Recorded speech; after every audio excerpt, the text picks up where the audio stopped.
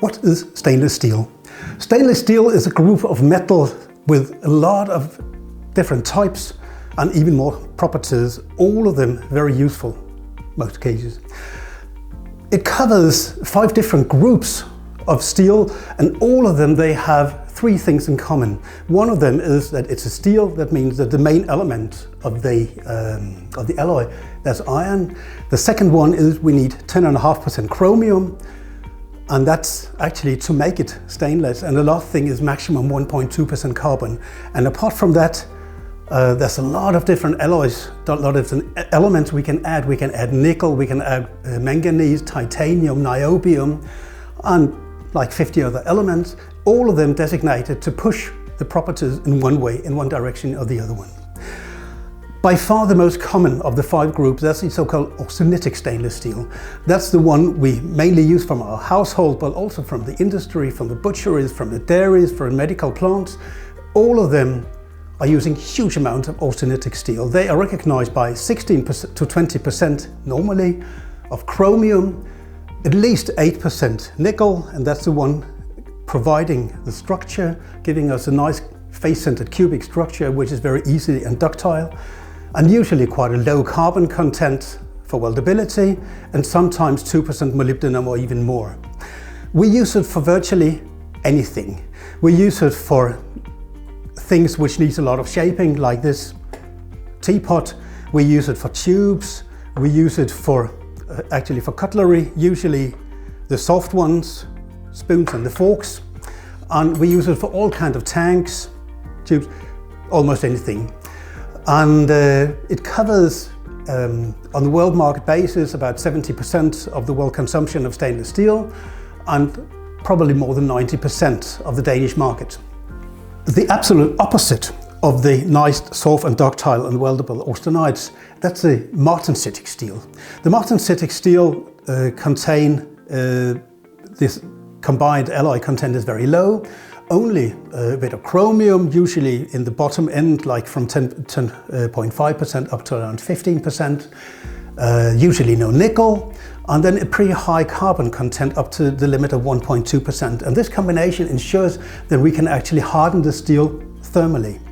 So we can heat the steel up to 1050, maybe 1100 degrees, and then quench it, and we get something which is incredibly hard and brittle. And these ones are absolutely no good for welding, they're no good for bending, but they are very good for making knives. Because that's exactly what we need, something which is hard, which we can sharpen, and it stays sharp month after month, and that's great, isn't it?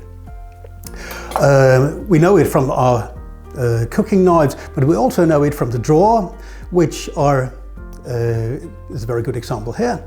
It's against a knife, it's from Sweden, where the blade has been made of the Martensitic type 4057, by the way, because that needs to be hard, that needs to be sharp and stay sharp, whereas there's no such requirement for the handle. The handle is made in austenitic, so if we take a magnet, we can easily see that the Martensitic is very magnetic. The same thing applies for the steel, for the stainless steel, cheese slicer, or even the Japanese sushi knife from before. All of them very magnetic, and that's another tale, another trademark we can say of the Martensitics. But the austenitics are not, and the handle is made in austenitic. If we take away the carbon from the martensites, we end up with the ferrites. And the ferrites just contain a little bit of chromium, 10.5, usually up to like 17, 18, not more. But no nickel, no carbon, so they cannot be hardened. But they are excellent for making simple products, usually from thin sheets, like this Chinese made sugar bowl. And they are simply covering a part of the market which used to be made by the austenitics a few years ago. For instance, the facade of our fridges, of our ovens, and other white goods are very often made of the ferritic stainless steel. Still very few people know them. They are definitely magnetic. Otherwise, the fridge magnet would never be able to hang on the stainless steel fridge, wouldn't it? Fourth group, that's a duplex stainless steel, where we take away half of the nickel from the austenites, causing half of the structure to stay austenitic and the other half to jump into the ferritic. So we have kind of mixture, a 50-50 mixture, which just because it's a mixture is surprisingly hard. It's not as hard as the Martensites, but it's still quite strong. And it's weldable and we can bend it, and that's a kind of, you can say, supercloth. That's a Porsche of the stainless steel, and that's the one we're using, not in the private kitchen, but we're using it for all kind of, you can say, high-tech applications like on the North Sea for reactors and things where you require a little more than the austenites can do. The final group, that's quite a funny one, that's called precipitation hardening, and that's a group which is recognized by containing 3 to 4% copper. And this 3 to 4% copper, when we heat it, they actually collect, they gather together as small clusters in the steel, and it's locking the structure.